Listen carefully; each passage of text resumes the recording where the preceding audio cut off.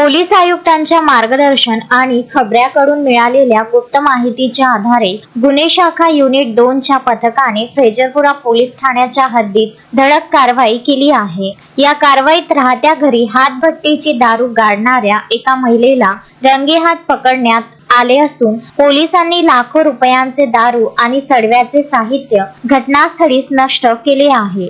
गुन्हे शाखा युनिट 2 च्या पथकाने छापा टाकला असता आरोपी महिला घरासमोरील आवारातच अवैध हातभट्टीची दारू तयार करत असल्याचे निष्पन्न झाले। पोलिसांनी घटनास्थळावरून तयार हातभट्टी दारू 75 लिटर, मोहाचा सडवा 150 लिटर, इतर तयार करण्याचे साहित्य अंदाजे किमतीनुसार जागीच नष्ट करण्यात आले। पोलिसांनी एकूण 54,750 रुपये किमतीचा मुद्देमाल जप्त केला। सदर प्रकरणी आरोपी महिला भारती मोहोकार हिच्या विरोधात पोलीस स्टेशन फैजरपुरा येथे महाराष्ट्र दारूबंदी कायदा कलम 65 क फ ड अंतर्गत गुन्हा दाखल करण्यात आला असून पुढील कायदेशीर कारवाई फैजरपुरा पोलिसांकडून सुरू आहे।